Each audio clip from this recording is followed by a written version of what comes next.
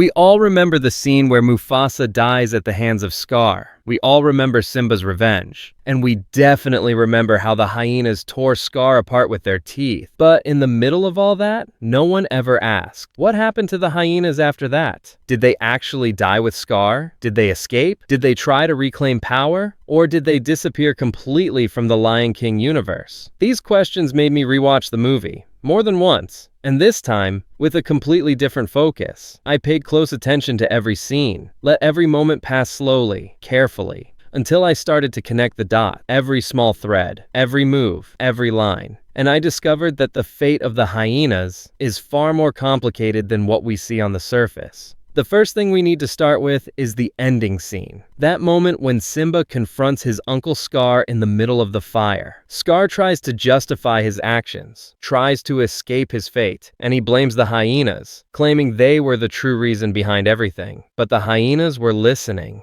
and it was very clear that they realized Scar had betrayed them. That moment was when they turned on him. The scene cuts. All we see next is Scar screaming and the shadows of the hyenas surrounding and attacking him. But wait, was that their end too? No, and that's the first clue in this theory. If we look at The Lion King 2, Simba's pride, we'll notice something very strange. The hyenas are completely gone. Not a single mention of them. And that's almost impossible, because in the first movie, they were a full-fledged army. They occupied Pride Lands. They moved as one massive force. If they had all died, there would have been some reference to that massacre. And if they had escaped, surely someone, maybe Zira or one of the elders, would have mentioned them, even in passing. But instead, they vanished completely, as if they never existed. Now we dig deeper. The scene we saw in the first movie, where the hyenas supposedly kill Scar, actually doesn't confirm anything about their own fate. All we see is Scar's scream, the shadows of hyenas attacking, and then a fade to black. That's Disney's classic style, implying a character's death without confirming it. They do this all the time, especially when they want to leave the door open for a possible return or sequel. In other words,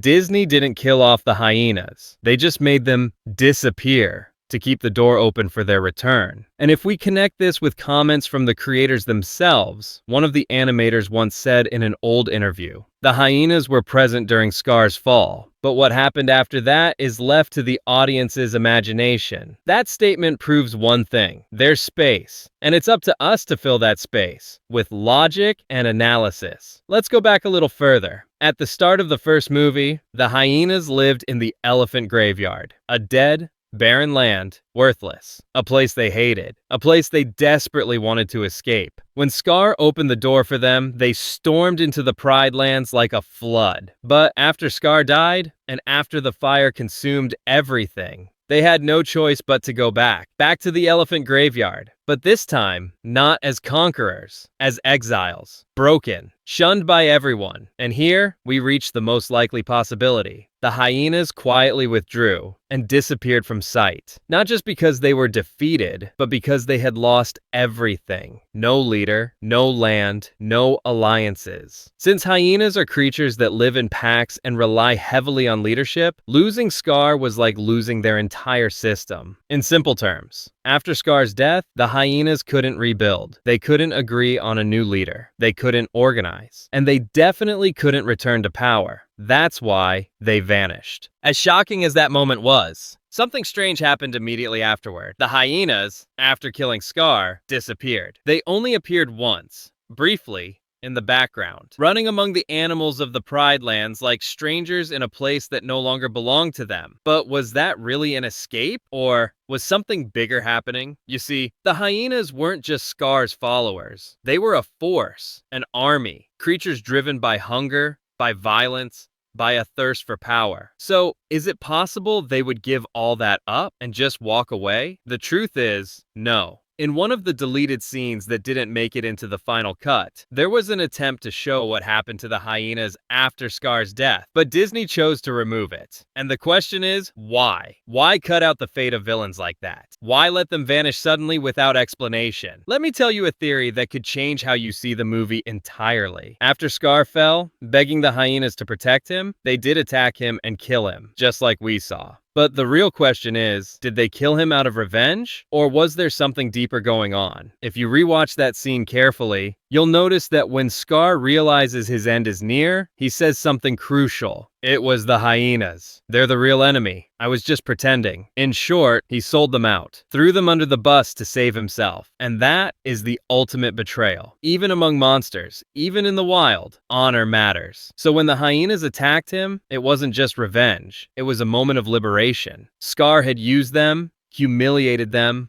promised them power and glory, and in the end, he turned his back on them. So killing him was their way of saying, we belong to no one. We choose our own destiny. But after that, where did they go? This is where the theories begin to branch off. One theory says the hyenas escaped and went into hiding deep in the jungle, far from the Pride Lands, after becoming hated by everyone. But there's a stronger theory, one that says they split. After Scar's death, the hyenas divided into two factions. One group felt betrayed and believed that allying with lions was a mistake from the very beginning. This group chose exile, isolating themselves forever. But the other group, they believed Scar's fall wasn't the end, but the beginning of something new. This second group tried to rebuild alliances, not with lions this time, but with other forces. And here's where we link to the Lion Guard series. In the Lion Guard, which came out years after the original film, the hyenas reappear, but not in the same way. A new breed of hyenas emerges, led by Jasiri, a strong, clever female with a deep resentment toward lions. More importantly, she's seeking justice, trying to prove that hyenas have a place in this world. So, is Jasiri one of the survivors from the Scar era? Is she the daughter of a former hyena commander? Or maybe a child who witnessed Scar's downfall and grew up fueled by anger and bitterness? It's a real possibility, especially since the hyenas in the Lion Guard are very different from the comical trio of Shenzi, Bonsai, and Ed. These new hyenas are trained, organized, strategic. They know how to set traps. They work like a military unit. That means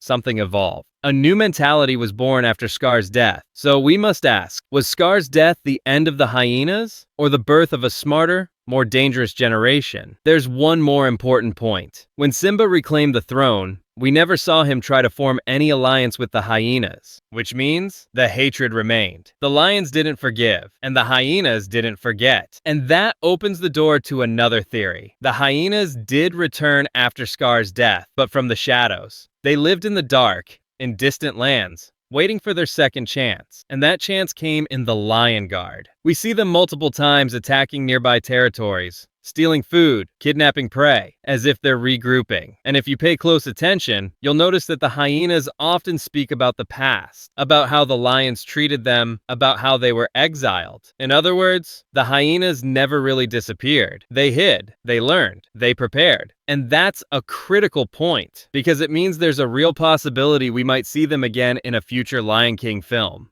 Not as comic relief, but as a true threat. Now, let me take you back to the end of the original film. When Simba returns to Pride Rock, the rain starts to fall. The animals begin to come back, but the hyenas? Nowhere to be seen. Not even Scar's body is shown. And that's strange. Is it possible that after killing him, the hyenas disappeared and buried him? Or maybe they took his body with them? Or maybe, just maybe, he didn't die the way we thought? There's a wild theory that says Scar survived, that the hyenas took him, punished him, and kept him alive, suffering under their control. But that contradicts the moral lesson the film tried to deliver, about karma, about downfall. So the more likely answer is, yes, they killed him. But instead of celebrating, they withdrew, because they lost their leader. And with him, their purpose. And here's the truth we often overlook. Despite their terrifying appearance, the hyenas were victims. Victims of Scar and his false promises. Victims of hunger. Victims of how the world saw them as pure evil. And that's something the Lion Guard tried to address, at least partially through Jasiri, a character torn between hate and hope. Someone trying to prove that hyenas aren't always villains. They're just unwanted. So, in the end, Scar's death wasn't the end of the hyenas. It was just the beginning of a different kind of struggle. A struggle in the shadows. A struggle for revenge. A struggle to find an identity. The hyenas didn't disappear. They were planning. Years passed. The world believed the hyenas vanished into the mist after Scar's death. That the Pride Lands had returned to light, to justice. That everything ended with the Lion King. But the truth is,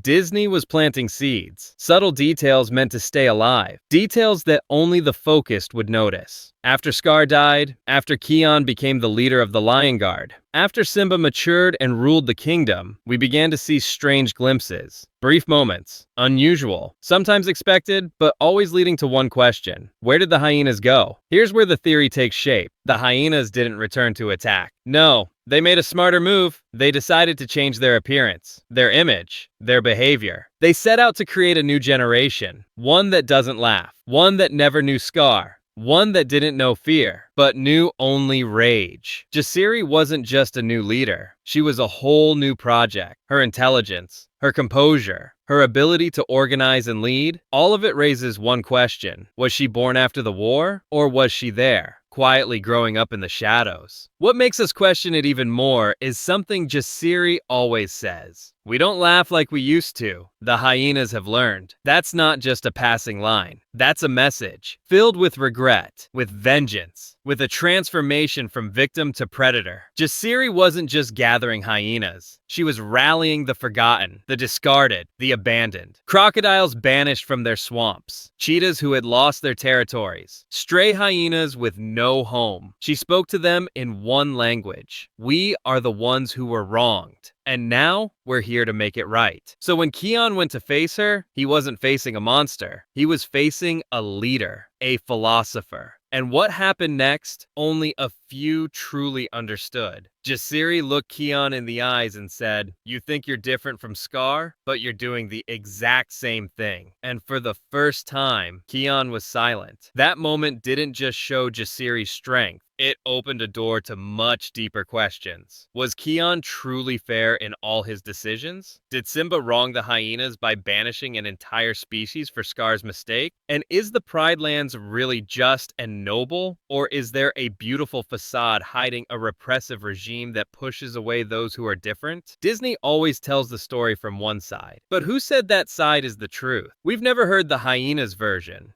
We've never seen what their days were like after Scar's fall. No one ever asked. Where did they go? And why? But in the final scene of The Lion Guard, during the showdown between Kion and Jasiri's army, there's a silent glance from a young hyena standing at the back, looking at Kion as he hesitates. That look held two things: no fear, and the fight isn't over. Disney never intended to end the hyena's story. Disney buried it, quietly. But when you bury a secret, you better be ready for it to rise again, because the hyenas in this world don't vanish. They sleep, and they wake when their time has come. This theory doesn't just suggest a return for Jasiri, or even just for the hyenas. It hints at a philosophical revolution, a rewriting of history. The hyenas aren't just villains, and they're not just victims. They are the mirror that shows us the other side of justice, the side that doesn't always shine, but always tells the truth. And one last thing, the most important point in this theory. Why hasn't Disney made a full movie about the hyenas? Why is their story told in fragments, in looks, in hints, in scattered dialogue? Is Disney afraid the audience might sympathize? Is there a darker truth behind the Pride Lands that we, as fans, might not be ready to accept? Maybe, just maybe, the hyenas were the key all along. Not because they were evil, but because they were the first to refuse silence. The first to say, "We have a voice too."